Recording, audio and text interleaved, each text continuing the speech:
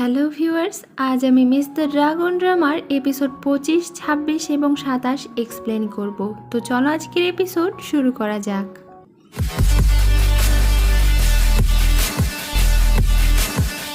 এপিসোডের শুরুতেই দেখি জাং লুইনের আসার অপেক্ষা করছিল। লুইং ফিরে আসছে না জন্য তার অনেক চিন্তা হচ্ছিল। তখনই সেনাপতি এসে তাকে জানায় যে লুইং পাহাড়ের খাদে পড়ে গিয়েছে, তাকে খুঁজে পাওয়া যাচ্ছে না। এটা শুনে জাং তাকে পাহাড়ের খাদে লুইংকে খুঁজতে যেতে বলে। এদিকে ইউচি লুইংকে ঠিক করার জন্য আবারও তার পাওয়ার ব্যবহার করে, এজন্য তার পাওয়ার আবারও তাকে আঘাত করে। এরপর লুইং এর জ্ঞান ফিরলে সে দেখতে পায় যে তার হাতের ক্ষত সেরে গিয়েছে। সে ভাবছিল যে সে এখানে কিভাবে এলো। তখন ইউচি সেখানে আসে। তখন লুইং এর গত রাতের কথা কিছুটা মনে পড়ে। ইউচিও তাকে জানায় যে সে তাকে পাহাড় থেকে পড়ে যাবার সময় বাঁচিয়েছে। এটা শুনে লুইং রহস্যজনকভাবে একটা হাসি দেয়। এদিকে চিংচিকে দেখি সে তার কপালে টিপ সরিয়ে দেখে যে তার কপালে এখনো মেট্রো মার্ক আছে। এজন্য সে রেগে যায় আর তার কপাল চাপড়ায়। তখনই সেখানে কিয়ানজুন চলে আসে। সে চিংচির মেট্রো মার্কে হাত বুলিয়ে দেয় আর বলে, আমি প্রতিদিন তোমার মেট্রো মার্কের উপরে ফুল এঁকে দেব, ঠিক আছে? কিয়ানজুন তার হাত ধরেছিল। কিয়ানজুনকে এভাবে দেখে সে আবারও অবাক হয়ে যায়। এরপর সে ভাবতে থাকে যে কিয়ানজুন একবার তাকে ধোঁকা দিয়েছে, সে আর তাকে বিশ্বাস করবে না। সে চিংচিকে বোঝায় যে তার এই মেট্রো মার্কটা অনেক স্পেশাল। চিংচি বলে, স্পেশাল? এর মানেও এটা জঘন্য। কিয়ানজুনকে তার দিকে এত মায়া ভরা চোখে তাকিয়ে থাকতে দেখে চিংচি মনে মনে ভাবছিল যে সে তার দিকে এভাবে কেন তাকিয়ে আছে, তাকে অনেক সুন্দর লাগছে। এখানে কিয়ানজুন চিংচিকে একটা বই দেয়। তার এই বই অনুযায়ী তাকে অমর হবার প্র্যাকটিস করতে বলে। চিংচি বলে, আমি কেন করব? কিয়ানজুন বলে, তা না হলে তুমি আমার সঙ্গে সারা জীবন থাকবে কি করে? তাই এটা ভালো করে প্র্যাকটিস করো। কিয়ানজুন চলে যাবার পর চিংচি বইটা ফেলে দেয়, কারণ সে ভাবছিল যে কিয়ানজুন তাকে সারা জীবন তার চাকরানি করে রাখতে চায়। এদিকে হানজিউন তার বোনের সঙ্গে দেখা করতে আসে। সে তার বোন রুইকে বলে যে সে যেন রাজাকে বলে লুইংয়ের ডেড বডি খুঁজে বের করতে, কারণ সে কনফার্ম হতে চায় যে লুইং মারা গিয়েছে। বাহিরে থেকে এই সব কিছু জিন শুনে নেয়। এটা শুনে তার লুইংয়ের জন্য অনেক চিন্তা হচ্ছিল। এদিকে লুইং পাহাড়ের কাছে দাঁড়িয়ে ভাবতে থাকে যে এই পাহাড়ের গায়ে তো কোনো গাছ বা খাজ কিছুই নেই, তাহলে ইউচি তাকে কিভাবে বাঁচালো? লুইং এবার ধারণা করে ফেলে যে ইউচি হলো ড্রাগন কিং। এখানে ইউচি তার জাদুর সাহায্যে একটা চারাকে বড় করার চেষ্টা করছিল, যেন তারা এখানে থেকে বের হতে পারে।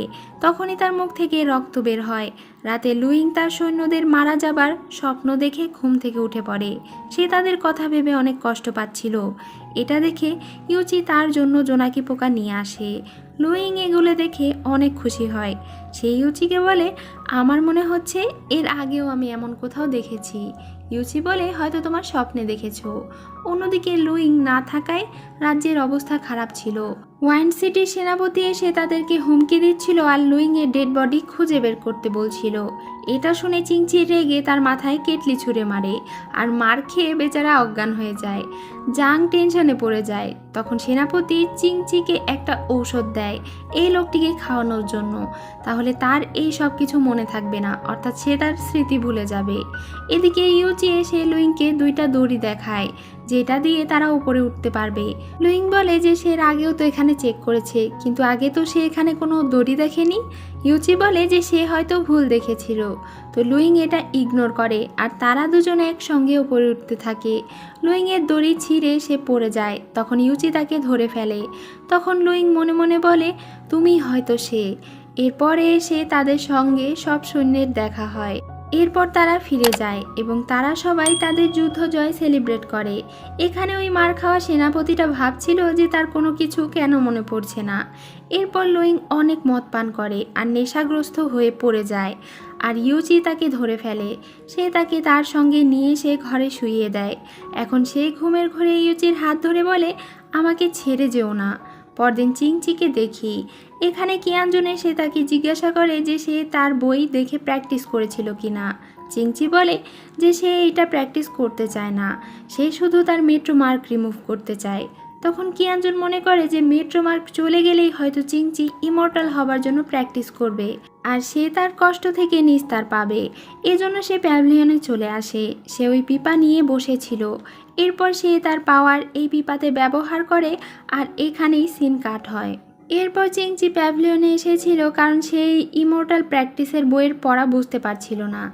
সে দেখে যে কিয়ানজুন ঘুমিয়ে আছে। সে কিয়ানজুনকে ডাকলে দেখতে পায় যে কিয়ানজুন জ্ঞান হারিয়ে ফেলেছে। সে খেয়াল করে যে তার পাশে পিপা ছিল। চিংচি ভাগ্যের দেবতার কাছে গিয়ে তাকে জানায় যে কিয়ানজুন পিপা বাজানোর চেষ্টা করেছিল কিন্তু সে এটা পারেনি। গড এটা শুনে বলে এটা খুবই ভালো কথা। চিংচি এর কারণ জানতে চায়। গড বলে যদি সে পিপাটা বাজাতে পারত তবে তার দেহের সব টেন্ডনগুলো ছিঁড়ে যেত আর সে মারা যেত। যেহেতু সে এটা বাজাতে পারেনি তাই সে বেঁচে আছে আর সে সুস্থও হয়ে যাবে। তবে এর জন্য একটা দামি ঔষধের প্রয়োজন। চিংচি তাকে রিকোয়েস্ট করে ওষুধটা দেবার জন্য। সে বলে যে সে এটা পারবে না। এর জন্য তার চিংচির পালকের প্রয়োজন আর তার পালক ছিঁড়লে সে অনেক ব্যথা পাবে আর তার শরীরে অনেক দিন এই যন্ত্রণা সহ্য করতে হবে। এজন্য সে এটা নিতে চায় না। এটা শুনে চিংচি বাহিরে চলে আসে আর সে কিয়ানজুনের কথা মনে করে। তার কষ্ট হওয়া সত্ত্বেও সে তার পালক কেটে ফেলে আর সেইটা নিয়ে সে গডকে দেয়। তখন গড তাকে একটা ওষুধ দিয়ে বলে প্রতিদিন এটার চা করে কিয়ানজুনকে খাওয়াতে। তো চিংচি এটার চা করে কিয়ানজুনকে খাওয়ায়। চিংচি কান্না করে দেয় আর বলে তারই ভুল, সে তার সামনে কখনো আর মেট্রোমার্ক নিয়ে আজে বাজে কথা বলবে না। কিয়ানজুন তার জন্য এত বড় রিস্ক কেন নিল তা চিংচি জানতে চায়। কিয়ানজুন বলে এর কারণ সে তাকে পছন্দ করে। এবার চিংচি তাকে বিশ্বাস করে। কিয়ানজুন তাকে কিস করতে যায় কিন্তু চিংচি বারণ করে দেয় কারণ সে কখনো বলেনি যে সেও তাকে পছন্দ করে। এটা বলে সে দৌড় দেয়। তো কিয়ানজুন হাসে। এদিকে লুইং রাতে ইউচিকে ডাকে আর তাকে বলে যে তার পা মুছে দিতে। ইউচি তার পা মোছার সময় অনেক লজ্জা পাচ্ছিল। এটা দেখে লুইংয়ের হাসি পাচ্ছিল। পরদিন সকালে লুইং তরোয়াল চালানোর প্র্যাকটিস করছিল। তখনই আকাশে স্টার হ্যালো দেখা যায়। লুইং আর ইউচি একসঙ্গে বসে স্টার হ্যালো দেখে। লুইং মনে মনে ভাবছিল যে ইউচি এখনও কেন স্বীকার করছে না যে সেই ড্রাগন কিং। এদিকে জিনকে দেখি। সে ভাবছিল ওই দিন তার অসুখের মেডিসিন পানিতে ফেলা মাত্রই যেই সুন্দর গন্ধটা বের হয়েছিল সেইটার সে ছোটোবেলায়ও একবার গন্ধ পেয়েছিল যখন হানজিউন তাকে সান্ত্বনা দিচ্ছিল। সে ওষুধটা নিয়ে লুইংয়ের কথা আবারও ভাবতে থাকে যে এইটা কোনো ঔষধ না, এইটাই হলো পয়জন। এবার জিন হানজিউনের ব্যাপারেও গভীরভাবে চিন্তা করে দেখে। এদিকে হানজিউন যখন জানতে পারে যে লুইং বেঁচে আছে তখন সে পাগলের মতো হাসতে থাকে আর এরপর সে প্রচণ্ড রেগে যায়। তখনই সেখানে জিন চলে আসে। এবার তারা দুজন প্ল্যান করে যে জিন যেহেতু লুইংয়ের বান্ধবী তাই সে একাই গিয়ে লুইংকে কৌশলে মেরে ফেলবে। এখানে জিন হানজিউনের জন্য ড্রিঙ্কস তৈরি করে আর তাকে খাইয়ে দেয়। সে আসলে লুকিয়ে ওই ড্রিঙ্কসের ভেতরে ওই ওষুধটা মিশিয়ে দিয়েছিল যেটা হানজিউন তাকে দিত। এরপর সে লুইংকে মারতে পৌঁছে যায়। তখন লুইং তাকে দেখে ফেলে। এখানে দুই বান্ধবীর মধ্যে অনেক ফাইট হয়। লুইং জিনকে হারিয়ে দেয়। তখন জিন তাকে বলে সে যেন তাকে মেরে ফেলে কিন্তু লুইং তাকে মারে না। তখনই তার আবারও পয়জন অ্যাটাক হয়। লুইং ইউচিকে বলে তুমি কি আমাকে সাহায্য করতে পারবে? ইউচি রাজি হয়। লুইং বাহিরে দাঁড়িয়েছিল। তখনই চিংচি এসে জানতে পারে যে ইউচি ভেতরে জিনের শরীরের পয়জন দূর করছে। এটা শুনে চিংচি অবাক হয়ে ভেতরে দেখে। সে দেখে যে ইউচি আসলেই জিনের শরীর থেকে পয়জন বের করছে। কাছে সে ইউচি বেরিয়ে যায়। এরপর জিন আর লুইং বসে গল্প করছিল। জিন এখানে তাকে বলে যে সে এত বছর হানজিউনের হাতের পুতুল হয়েছিল। লুইংয়ের জন্যই তার ভুল ভেঙেছে। এজন্য সে লুইংকে থ্যাঙ্কস জানায়।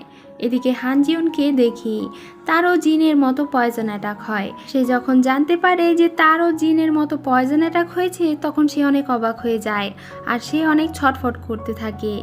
এদিকে জিন একটা জায়গায় চলে আসে। লুইং তাকে বলেছিল যে এখানেই তার বাবা যুদ্ধে মারা গিয়েছিল। সে হয়তো ওখানে গেলেই কোনো ক্লু খুঁজে পাবে। এজন্য জিন এখানে আশেপাশে খোঁজাখুঁজি শুরু করে। সেখানে জিন একটা গুহা খুঁজে পায়। এর ভেতরে গিয়ে সে একটা কঙ্কাল দেখতে পায় আর কঙ্কালের হাতে একটা কাপড় খুঁজে পায়। সে বুঝতে পারে যে এইটাই তার বাবা। তার বাবাকে দেখে সে কান্না করে দেয়।